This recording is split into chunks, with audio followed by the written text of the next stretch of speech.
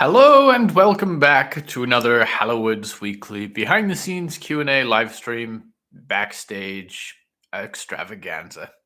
Thank you as always for tuning in to these bonus Q&A sort of behind the scenes catch-up videos in addition to the show itself.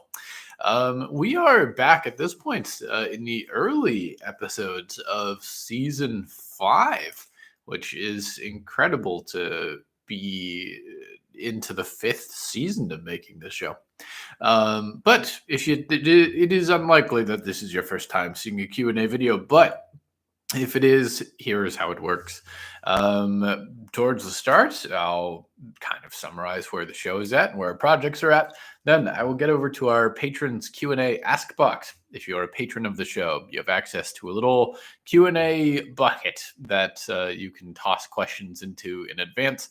I'll read through all the ones that we have, and then after that, I will get to any questions that there are in the chat. So for those watching in the present day, feel free to drop questions in there, and I will be happy to answer them throughout the stream. In the meantime, it is, again, the early episodes of season 5. And so we are really at this point just beginning to kind of roll into the action. And there's so much ground to cover in terms of kind of checking in on characters and catching up with sort of where we are in the world. And there's this time around a lot more of that to do than there was in season 4, which was kind of a refreshing shove into the middle of things and then having to kind of figure out where we were on the go. But with season 5, there's a lot. I think our scope is expanding a little bit. And as that happens, then there's more storylines to check in on, and a lot of follow-up from the previous seasons to kind of revisit, which seems like it's been a fun time so far. But definitely, I'm looking forward to getting through this next batch of episodes for season 5. We have, I believe, it'll be 8 episodes into season 5.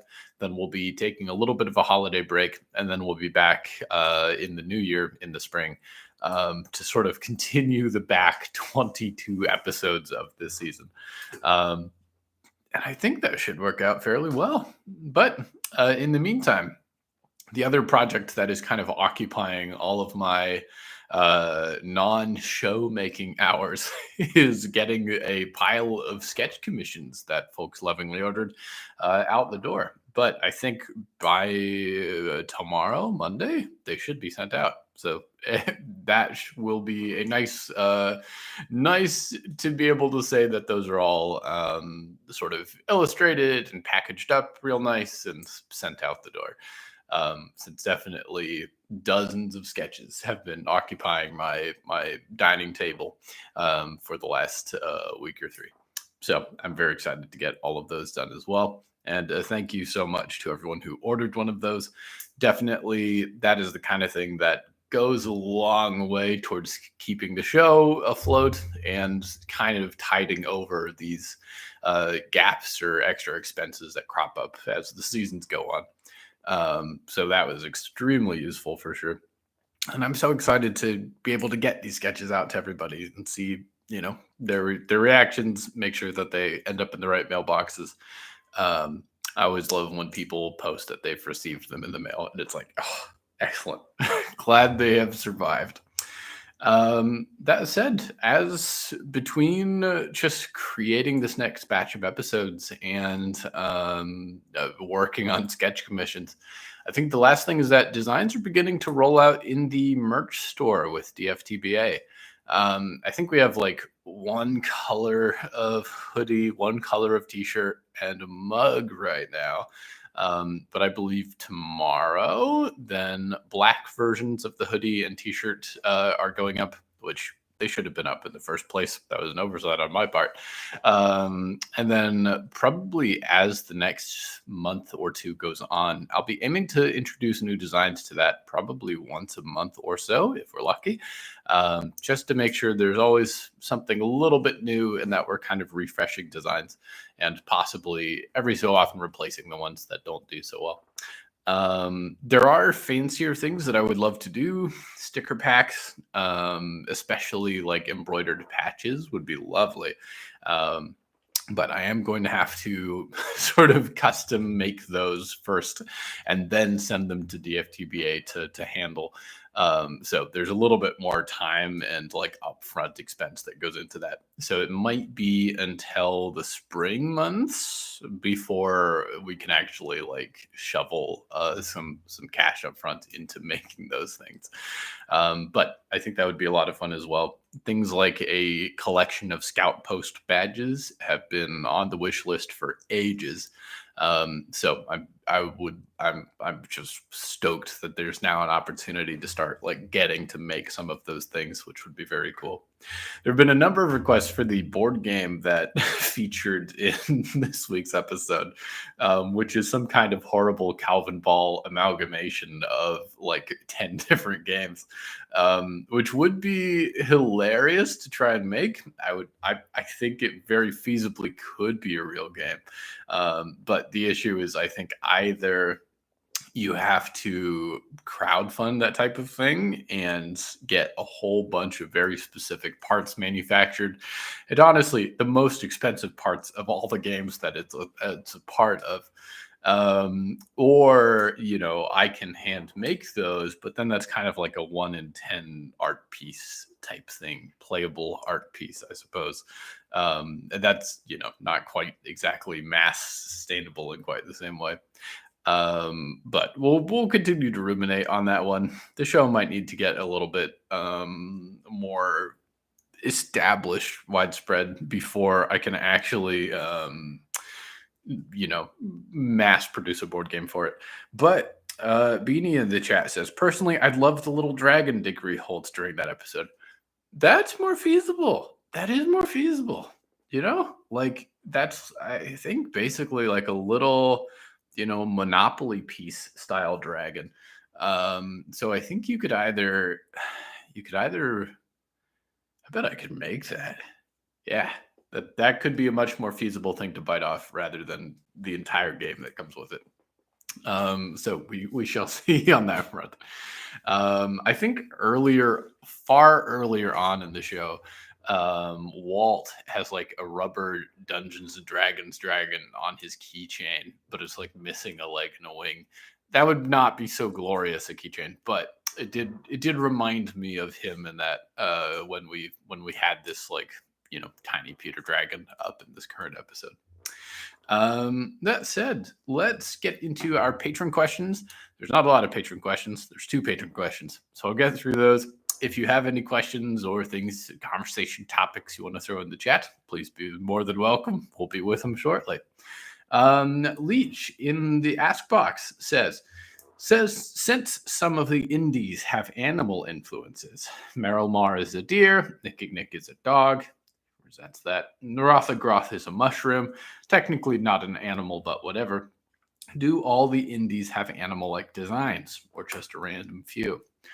I think it's important to keep in mind, and it's such a wishy-washy thing to say as an author, but anything that we know about the like beings that are by category indescribable. The issue is that if you want to talk about indescribable beings, you must describe them. And that is the like kind of paradox of writing eldritch beings like this, is that in some way they are always described, even when looking at like Lovecraft's origin works. Whenever he's like, oh, that nameless shapeless thing, its name was Shabbath, and its shape was a cone with 42 tentacles attached to the outside, and then 10 dorsal fins, and 500 mouths arranged in rows across the like. You do eventually actually describe all of those things. So when it comes to the Hallowoods pantheon of indescribable beings, I think it's rarely that I mean they whatever language they speak, it's not English. Whatever traits they have are probably not really tied to any like shape or creature. There is sometimes the reverse case. I think it's implied that Rothagroth is not a mushroom. Mushrooms are Rothagroth. Fungal life originates with this being. Um, and in a similar way, I think there are probably some where we get particular creatures or manifestations like Tolshatol. I think reminds us of a dog. Dogs or wolves might have some tie to Tolshatol cosmologically. But it is not that it is like a dog shaped god, but rather a lot of the time that there is language that Nick is using to describe these things, to try and put them into the imagination of a very human dreaming audience in a way that says something about their character, but isn't necessarily universally true. In the same way, I think yeah, that said, I there is a lot of like animal related iconography that goes in with many of the indescribables. I think Tolshatol, who guards 1,000 suns, is one that comes to mind. There's this sort of wolf, uh,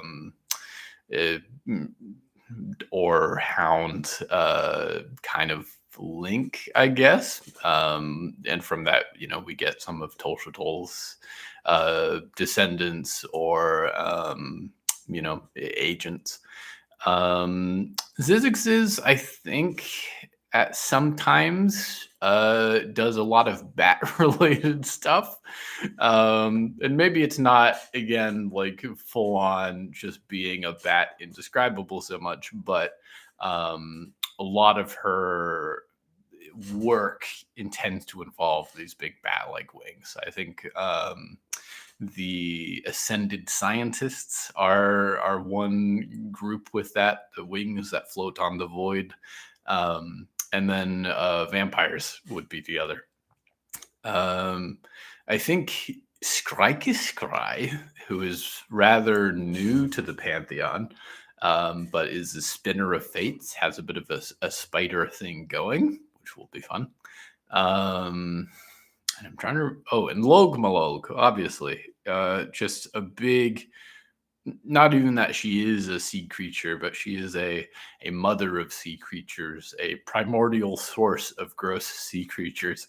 So she, or especially the kinds that are slimy or lazy or bottom dwelling, which she tends to cultivate a little bit. And she has found a wonderful home in kind of guiding the rising Froglin kind a little bit as the Hallowwood seasons go on, which we have not checked in a hot minute explicitly with how the Froglin folks are doing. But we probably should. They could come a long way in a decade. But it is, I would say, at the end of the day, a lot of the indescribables are, again, maybe a little bit flavored up or characterized by Nick in a way that is convenient for the narrative, but cannot cannot actually be entirely true. There's some interpretation that has to go on in order to make an indescribable thing describable for our narrative. And increasingly so as we get to know more about them and get in some way to hear their, impressions or voice on the show. So as circuitous an answer as you can get. Casey in the Q&A box asks, do you see the AUs, the alternate universes, for those that are not internet savvy, that people make for the Hallowoods? What do you think of them? or do you lean towards not looking? I lean towards not looking. I don't read fan fiction. I don't really touch that portion of the fandom. Just purely because fan fiction, I think, is generally something for your own work that it's best to like not not really interact with. I love that people write fan fiction. I love that they make AUs and alternate universes and sort of creative reimaginings of Hallowoods characters and stories. I think some of them are very creative. I love to see it, but it's just not something that I actually like sit down and read through. Because I think it's healthy for you all to be able to go tell your stories and not worry about me like sort of snooping them. And then also, I think one of the things I generally try to keep in mind is not to let the overall vision for the thing be too directed by the kind of reactions of the fandom to that thing, which is easier said than done and sometimes more successful than others. But I think at the end of the day, the story has to be sort of visualized and written and delivered um, linearly and with like a vision in mind for how it's supposed to go. And then the world can kind of react to that finished product as it is. And can kind of come up with their own interpretations or conclusions about it once it's out there. But if the story starts reacting to what the audience reactions are, then it begins to kind of drift off course in unexpected ways. Sort of, and then your trajectory slowly drifts from whatever the original intent was. So I try to keep a careful eye on like not influencing the path of the show too much. A last thing, and I don't know how tangible this is, but one of the pieces of advice that you see online for content creators is like don't read fan fiction of your work. Partially because I think this was a little bit of a different situation, but it originates from people sending in, I think, speculative scripts, so essentially fan fiction for the X Files, and then them making episodes of X Files, not using those scripts, but those fans who sent in the material were able to legally argue that the plot of their unused episode had been stolen or this or that thing had been pilfered. And so you don't, as a creator, I think, want to introduce a lot of ambiguity of whether or not you have like been stealing ideas, even if they're about your own show and about your own characters, which is really strange. But I try to let the fan fiction world just exist happily on its own, and then I just sort of keep my head down to the desk when it comes to sort of writing forward for the show. But create your AUs with my blessing. I enjoy that they're out there, and it's a cool thing to see that kind of like fandom activity in the Hallowoods fandom. Also, as it is with like seeing cosplays of the show or seeing fan art or seeing I don't know, people's random embroidery projects.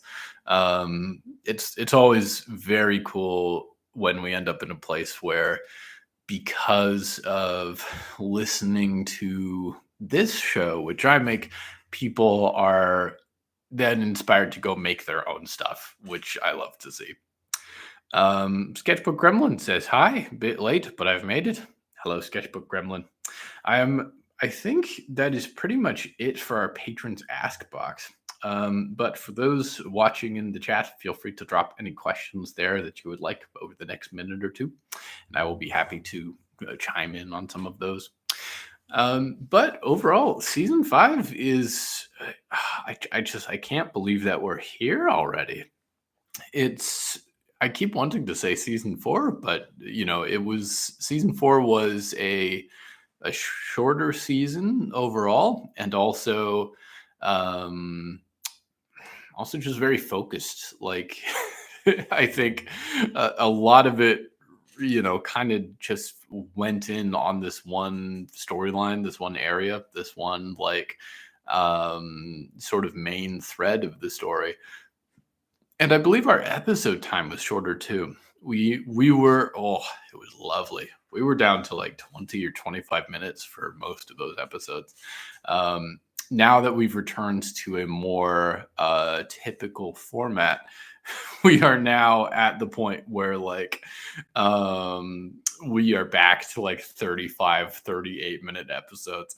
And I'm like, there is no way to do it shorter though, because there's so many long scenes, so many like long conversations that we need to hear.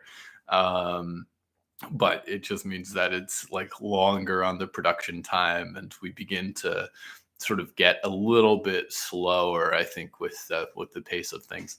But slower is good too, I think, sometimes. And especially for season 5. It is only now that we're beginning to try and unpack some of the baggage from 2 seasons now. So a lot of the action of seasons 3 and 4 now needs to be sort of sat with and justified and rationalized and thought about and processed. And we haven't really had a chance to do that. So there is a lot of just reactionary content, a lot of that like aftermath that we need to sort of sit with now through various characters, and kind of process everything that's happened. So that does lead to longer episodes, but I'm not complaining about the length either. Beanie says, not a Hallowoods question, but do you have a favorite horror film? I'm looking for recommendations. Oh, I so I've I've been binging, well, not quite binging, but catching up on a lot of horror history because at the time of starting the Hallowoods, I had not seen a lot of horror movies. And so as the years have gone on, I've been trying to just like slowly watch all the horror franchises that a younger me would have been, frightened or horrified of. And so there's been some surprises, some some unexpected ones too. And the funny thing, of course, is that whenever you have to recommend a horror movie, you're you're like, yeah, no, you'll love this movie. Someone gets like torn in 4 parts graphically in this movie, but it'll be great. We watch it for the plot, though, actually, not that guy who gets torn into 4 parts. But let's see. I think I've recently been through some classic series. I've been through all of the Nightmare on Elm Streets. That is a an increasingly weird franchise. Um, I think it has. I would have said it was kind of mixed feelings, but then I've seen worse horror franchises since. So I think even if it is weird, it is always at least like an explosion of violent creative energy.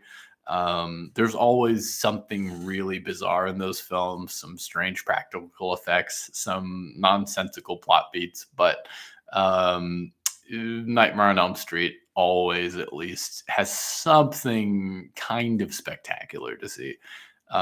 Spectacular in a terrible way. I think we've also been working through, what is it, the Hellraiser series, um, and I can't, I can't say I recommend it because I think every film consecutively has been worse in that series. I didn't think it was possible. I truly thought that like each of those old classic franchises has to have like more, even if there are bad movies in the series, there have to be some like redeeming values somewhere. But oh man, it was a rough rough slog through some of those. Um, not just, not even in the way that like, not even that the horror movie nature of it is unpleasant, but just that the characters become tedious or the plot becomes tedious or you just kind of wander through the movie in a haze without anything really standing out. There are some weird entries out of that series, and it kind of just doesn't jive with itself very well. But that's more series that I wouldn't recommend. Horror movies I would recommend. In no specific order, I saw the TV Glow was wonderful. That was a fairly recent installment, but it's just full. I mean, it's what I love to see of a kind of a horror film, but about repressed identity, about trying to put yourself back in the closet. And you just I haven't seen many horror films about that, so it's a delightful film. I saw the TV Glow. I think one of the series that I did get through and enjoyed probably more than it deserves was the Friday the 13th series. Now, if you were to compare it with the Halloween series, on the surface, you might be tempted to say these are two identical franchises about killers who wear masks and kill people every couple of years, and just like one teenager after the next, without mercy, just unstoppable mass killers. They both kind of wear the same jumpsuit. They both use machetes. They're both identical. However, the difference is this: Michael Myers of the Halloween franchise is spiteful and has a bad temper, and I think anger management issues. Jason Voorhees, out of the Friday the 13th series, is a sweet child. He just wants to be left alone. If people didn't come out and party next to his lake every summer, then he would be perfectly fine sleeping down there with the frogs. But unfortunately, they keep coming up and causing a ruckus, and then he is obligated to kill them. Um, but he doesn't do it. I think he does it tiredly more than anything. Every time Jason Voorhees kills someone, he's just like, "Oh my god, so many this season, so many. Oh, I can't wait to be sleeping with the frogs again." So I enjoy his character a lot. And for some reason, even though you wouldn't expect it, getting through all of those movies, all of the Friday the 13th, he has a movie that he shares with Freddy Krueger, which is Freddy versus Jason. And somehow it both explains a lot of the plot holes in both series and makes both of them way better. It does, I think, the best rendition of both characters in a crossover movie, which is unexpected. But the reason I'm talking about Friday the 13th is that I saw a film recently called In a Violent Nature. Um, and I probably it probably doesn't deserve as much love as I have for it, but In a Violent Nature is exactly about the Friday the 13th kind of franchise. They have their own legally distinct killer. He wears like a fireman's mask, like a forestry firefighting mask. But the things I love about In a Violent Nature are that it does it is an examination of that Jason Voorhees type character, but we get to see the not the softer side of him, but like a lot of sympathy in that type of character. We follow kind of over his shoulder the entire movie. So we we kind of don't spend a lot of time with the kids who are partying by the lake, but we see what this guy is doing in the background after he's risen from the dead and stalks around the woods, like watching their activities and slowly closing in for the kill. But the other thing I love about it is it's set in the woods in Ontario, um, and I think the end song is the Blackfly song, which is a folk song about the woods in Ontario. But it's also the reason that there are black flies in the Hallowoods. Um, and then at the very end of the film, I think that the ending is what really took it from like, okay, this is a pretty competently made parody of this horror trope. But then the ending of the film was like, oh, now it's like a work of art. This is too good. I might appreciate it more than most because I love that type of character. I thought the exploration of it was very nice. The acting and dialogue in the film, I like to think is purposely bad. I, I'm 90% sure it's trying to reference that 70s and early 80s style of acting that we would see. But that one did tickle me for sure. I think another that recently I finally made it to the watch list was An American Werewolf in London, which is such a strange film, but it's so tongue in cheek, and the sense of humor in it is so dry. And it's oddly beautiful at times. It's like a travel film gone horribly wrong. And I do enjoy films from that like late 70s, early 80s period that just have like a bit of like a vintage charm to them that modern sort of recycle bin horror doesn't always get to in the same way. Um, in the chat, Sketchbook Gremlin says, not particularly scary, but very fun. Abigail, I think, is quite good. It was also filmed in Dublin for the Georgian manners and vampire relevance, which makes me proud. There's something nice about seeing something nice and something terrible about seeing a horror film filmed in your own town. I also lived in a good bit for a good bit in Kingston, Ontario. Which is where they filmed various portions of the city segments in Crimson Peak, which is a very cool Guillermo del Toro horror movie. I think beautiful ghosts in that movie, beautiful ghosts. But it was always funny to be like on my way to work, working a bar in Kingston, and just crossing across the street where is the setting of this gothic horror film that I was a fan of. But that said, those are some horror films that come to mind. I'm sure after I log off of here, there will be about a dozen more that I enjoy that will also come to mind.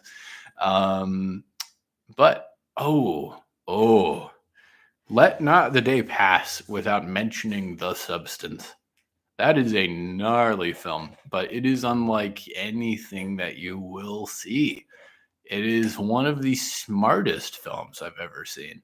It is, I think, one of the most exquisitely crafted films I've ever seen.